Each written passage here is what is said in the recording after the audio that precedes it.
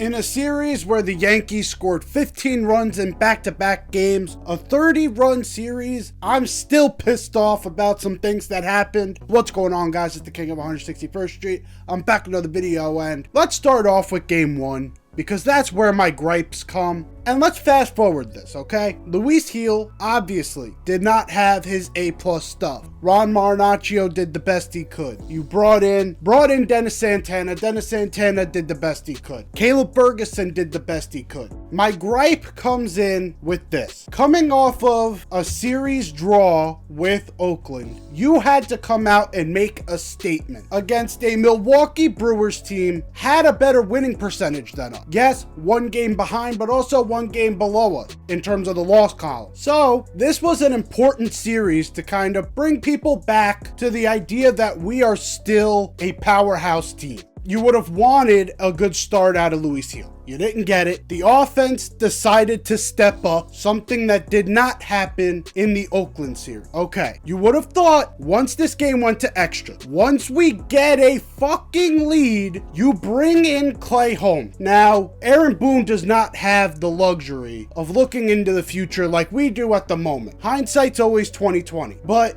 what happened in the next two games makes this decision even fucking worse. Even in the moment, this was the worst decision I have seen Aaron Boone make in quite a while. He decides, instead of bringing in Clay Holmes, or if he wanted to keep him on the sidelines, fine, you can go with Ian Hamilton in this moment. He's been pretty solid. You could have went with Victor Gonzalez. He could have been a good option. But no, you decided to bring in a guy who just got DFA'd twice by the Pirates and the Mets. Just got to the clubhouse 5 hours ago. That's the guy I want to protect this lead in extra innings. And I do have to give Tonkin credit. He put out a performance that was probably the best he could do with the circumstances he was dealt with. He was able to sort of work past the first pass ball, get a few outs there, but then started to get hit the fuck around. Got walked off on, which, again, to be expected when you're bringing in a guy who just got DFA'd and we brought him in 5 hours prior. Now look, I am not against bringing in Tonkin. When you have a guy like Matt Blake with the reputation Matt Blake has, I don't care who the reliever is, you bring that reliever in and you let Matt Blake try to sculpt and mold him into the pretty good to almost elite pitcher that he has done time and time again. Clay Holmes did that. Right now, Victor Gonzalez, Ian Hamilton. These are all guys that Matt Blake has been able to sculpt and mold into from respectable reliever, all-star, borderline superstar closer. So whoever it is, if the Yankees believe Matt Blake can do something with him, you bring that guy in. 5 hours? Let's be honest here. You were setting Tonkin up for failure in that game. You were setting him up for complete and utter failure. This would have been a huge series to sweep. And instead, we have to settle for 2 out of 3 because Aaron Boone wants to take the easy route and sort of give up the game once it got late. The game's not fully on Boone. Again, we could have gotten a great start out of Luis Gil and that could have solved all of these problems. You can't ask these guys to be Superman every time. Aaron Boone's got to do that job a little bit better in that situation. The real issue I have with it is that it was such an obvious decision to make that everyone is in agreement on this decision being wrong. There is not one time in the history of the Yankees that every Yankee fan has been in agreement on something. That's how egregious this was. Anyways, you got production from multiple areas in this game. You were able to get a Judge bomb. You were able to get a Verdugo bomb. Verdugo had probably the best series out of anyone, even though the last game was a little rough. Overall, Verdugo had an amazing series. He is a guy right now, since they flipped this lineup around, him in the cleanup spot is an absolute amazing decision. Something Aaron Boone should get a lot of credit for is moving Alex Verdugo from the 6 slot to the 4, moving Gleyber Torres from that cleanup spot down to the 7 hole. Amazing decision making by Aaron Boone. Alex Verdugo is looking like the best version we have ever seen of him. And I'm hoping this continues because he was doing a lot of the things we needed in the Oakland series. What was the big thing in the Oakland series? The amount of runners we left on base, leaving the bases loaded numerous times in the last game alone, and in the 4-game series, a fuck ton more. Alex Verdugo, when he got first and third in that first game, what does he do?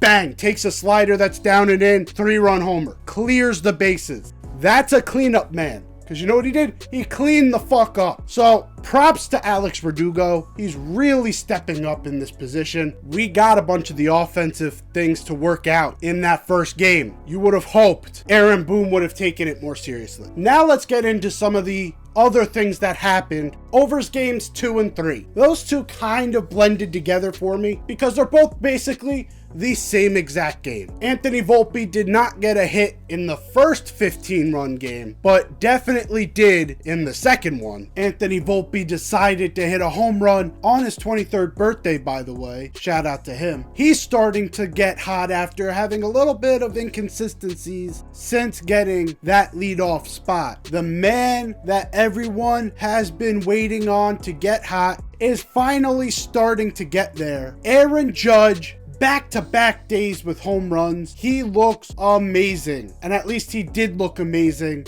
against the Brewers. And hopefully this is a stepping stone because we're gonna need all these bats. Those 15 runs, we're gonna need all of those runs to face a team like Baltimore. This next series is a statement series. Yes, it is only April. Yes, it is early in the season. But right here, right now, this is the team everyone sees as the monkey on our back for 2024. Everyone thinks this is the team that we're not going to be able to get over. This is the hump we got to climb in order to win a championship. If we can make a statement here, like we did in the opening series against Houston, that series is not looking as good right now since Houston is freaking garbage. This is our Super Bowl in the regular season. We're going to need Aaron Judge to stay hot. We're going to need Anthony Volpe to continue to get these base hits. We're going to need Gleyber Torres to finally find his power stroke, but he did look at least better in terms of hitting to all sides of the field, hitting the ball up the middle, hitting the ball the other way. This is when we know Gleyber Torres is getting there. Hopefully, he is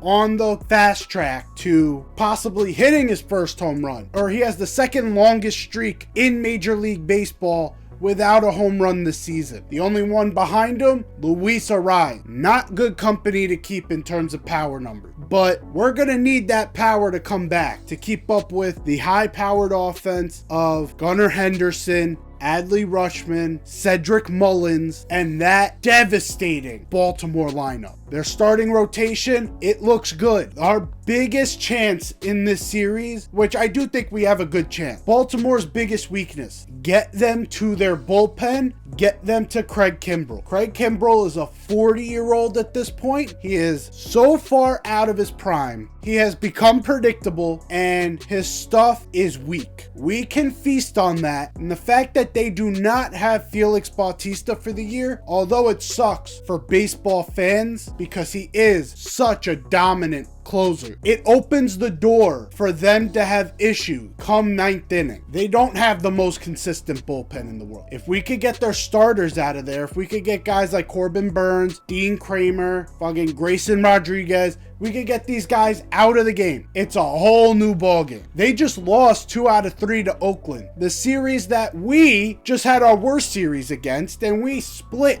with them. A lot of that had to do with late inning heroics. We have to make these pitchers work for everything they got, because this is a team that if you keep hitting them, if you keep punching, they'll go down. It's a matter of time. This Milwaukee series was a great precursor to this Baltimore series because they have been so hot and we really shut them up. The only reason they even won a game in this series was bad managerial decision. Other than that, we scored 30 runs in the other 2 games, 36 runs in total over these 3 games. We take that over into this 4-game set against Baltimore. It's going to be a long day for Baltimore fans, and hopefully it's going to be an awesome turn for us to gain some ground in this AL East that is super tight at the moment. Hopefully we can win this series. Hopefully you enjoyed this video. If you did, leave a like down below. If you're new here, hit that sub button. I'm out of here. Take care and peace.